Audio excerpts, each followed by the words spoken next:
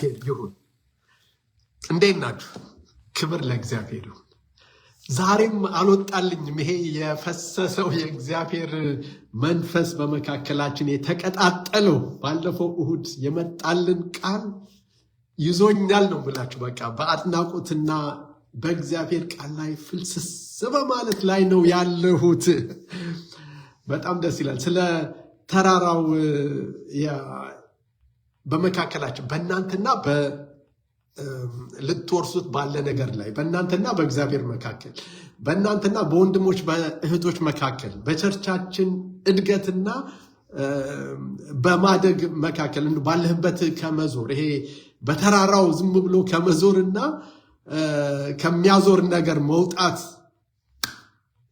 አይ ሆፕ በግልጽ የምለው ነገር ይገባችኋል ብዬ አስባለሁ። የነበርንበት ሁኔታ ባለፈው ሳምንት ልክ ይሄ ተራራ የሆነባችሁ ነገር እናንተ እያንዳንዳችሁ ታውቃላችሁ ብላ ፓስተር መርሲ ስትናገር ነበር። እውነት ነው። ሁላችንም አለን ተራራ የምንለው የጊዜው ተራራ። የኔ ትልቅ ተራራ የነበረው በእኔና በበረከት መካከል በእኔና በእግዚአብሔር መካከል የተቆለለው ተራራ የነበረው እኔ የወንጌልን ይሄንን የሚዲያ አገልግሎት አቋርጣለሁ፣ እዘጋለሁ በቃ የሚል መንፈስ ያ መንፈስ ነበር በጣም ሲያናድደኝ የነበረው ማለት ነው። ልክ እንዳልሆነ እያወቅኩኝ እንዴት ነው ይሄ መንፈስ? የሰው ጠላት የለንም፣ በጭራሽ የሰው ጠላት የለንም። እግዚአብሔር ይመስገን፣ ቃሉ ይነግረናል በትክክል። ውጊያችን በሰማይ ካሉ ስልጣናት ጋር ነው፣ እነዚህ መናፍስት ጋር ነው። እና ያ መንፈስ ዘጋሁት ሲል ይሄንን የሚዲያ አገልግሎት ልክ አይደለም ብዬ በጣም ተናድጄ በነበርኩበት ሁኔታ ውስጥ ነው እንግዲህ ቃል የመጣው። ደግሞ እሁድ ለታ ፓስተር መርሲ ፓስተር ብርሃን እንደዚህ ሲናገሩ የነበረው የተሰበረው ተራራ የወደቀው ተራራ እንደዚህ እዘጋለሁ ብሎ አገልግሎትን የመጣ ህብረትን አፈርሳለሁ ብሎ የመጣ ያ መንፈስ ነበር የተመታው። ክብር ለእግዚአብሔር ይሁን። ስለተመታ ደግሞ ደስ ብሎኛል። በነገራችን ላይ የሚዲያ አገልግሎት ብቻ ላይ የተሰነዘረ የመንፈስ ውጊያ ወይም ደግሞ የጠላት ሐሳብ አልነበረም አይመስለኝም። በመዘምራን አገልግሎት ሴላ ቢሆን አጋፔ ቢሆን በጸሎት ህብረት በሚዲያ አገልግሎት በአጠቃላይ በጸሎትም ህብረት በቤት ህብረት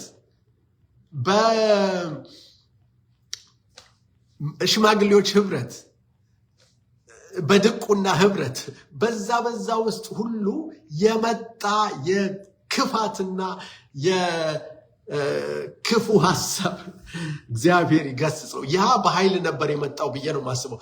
ዛሬ የሚዲያ አገልግሎት ቢዘጋ ነገ ደግሞ የአጋፔ ይዘጋል፣ ከነገ ወዲያ ደግሞ ሴላ ይዘጋል። ህብረቶች በሙሉ እየፈረሱ እንዲሄዱ የመጣ የክፉ ሐሳብ ነበረ። ያ ተራራ ነው ተቆልሎ የተመታው እና ክብር ለእግዚአብሔር ይሁን። ይህንን ሁሉ ያውቃሉ ማለት አይደለም ፓስተር ብርሃኔና ፓስተር መርሲ፣ ግን ድንገት እግዚአብሔር ያሸከማቸውን ነገር አመጡልን፣ አካፈሉን፣ ተባረክንበት። ደግሞ መባረኩ ኃይልም ስላለው በእኔ በኩል ማለት ነው እንደዚህ አንገቴን ልደፋ ከነበረበት በቃ ይሄ የተጀመረ አገልግሎት 2 ዓመት የሄደ ነገር ለምን ይቋረጣል ብዬ አንገቴን ከደፋሁበት ቀና ያልኩበት ነው ማለት ነው። ቀና መሆን ይሁንልን ለእያንዳንዳችን፣ ቀና ማለት ይሁንልን። ቀና ማለት አገልግሎታችንን ጠበቅ በትጋት የምናደርገው ይሁንልን። የሚድዌስት ኮንፈረንስ እየሰራን ነው ያለ ነው። ክብር ለእግዚአብሔር ይሁን። አሁን ይሄ ፈርሷል ማለት ምን ማለት ነው? በመሃሉ ያለ አንድ ዲፓርትመንት ፈርሷል ማለት ምን ማለት ነው? ይህንን የክፋትን ሐሳብ አሰራሩን ለመንገር ብዬ ነው። ልክ አይደለም። አሁን መጥቷል ማለት አይደለም። እንደዚህ አይነት እያንዳንዱ ላይ ደርሷል ማለት አይደለም። ትዳርን ማፍረስ ምን ማለት ነው?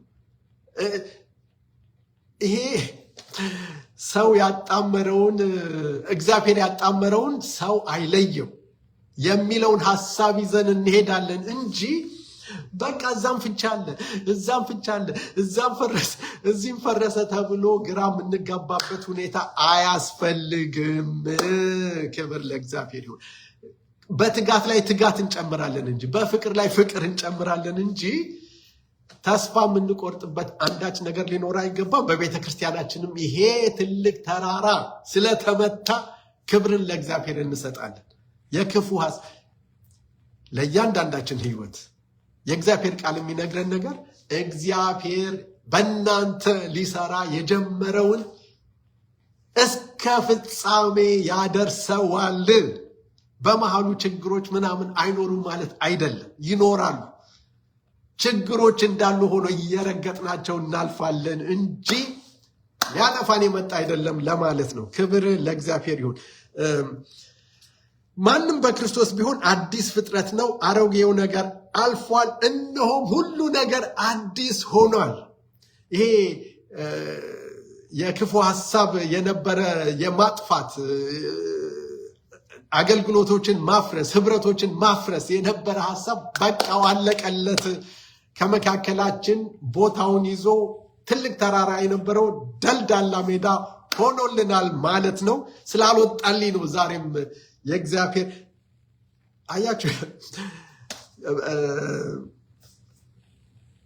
ሮሜ 5:5 ላይ ፍቅሩ ስለፈሰሰልን ይላል። በልባችን ስለፈሰሰ ቃል ብቻ አልነበረም ሲናገሩ የነበሩት፣ ቃል ብቻ አልነበረም።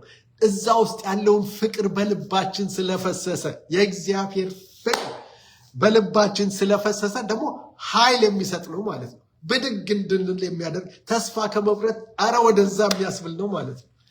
በዚህም ደግሞ ማንም ሊሸወድ ይችላል። ማንም ሊያጠፋ ሊሳሳት ይችላል። አሁን ይህንን በግልጽ መናገር የማይወዱ ሰዎች ይኖራሉ። ያስፈራኛል የሚሉ አሉ። ክርስቶስ ኢየሱስ በሰው ፊት የሚያፍርብኝ በአባቴ ፊት አፍርበታለሁ ብሏል እና ከዛ እንድንወጣ ከማፈራችን በኢየሱስ ክርስቶስ ከማፈራችን እያንዳንዳችን እየወጣን እንሄዳለን እንጂ በፍርሃት ወደኋላ አንመለስም። ብርሃንም ወደ ዓለም ስለመጣ ሰዎችም ስራቸው ክፉ ነበርና ከብርሃን ይልቅ ጨለማን ስለወደዱ ፍርዱ ይህ ነው፣ ክፉ የሚያደርግ ሁሉ ብርሃንን ይጠላልና ስራውም እንዳይገለጥ ወደ ብርሃን አይመጣም። እውነትን የሚያደርግ ግን ስራው በእግዚአብሔር ተደርጎ እንደሆነ ይገለጥ ዘንድ ወደ ብርሃን ይመጣል። ወደ ብርሃን ይመጣል እና በብርሃን እንድንኖር እግዚአብሔር ጸጋውን ያብዛልን። አሁን ይሄ በሚዲያ አገልግሎት ላይ ለኢንተርቪው ለሪፖርት እንደዚህ በግልጽ እንዳይወጣ የእግዚአብሔር ክብር እንዳይታይ የሚያስብ ማንም ሰው በፍርሃት ያለ ቢኖር በኢየሱስ ክርስቶስም ነፃ መውጣት ይሁንለት። ክብር ለእግዚአብሔር ይሁን። እግዚአብሔር የሚሰማ ሰምቶ የሚመልስ አምላክ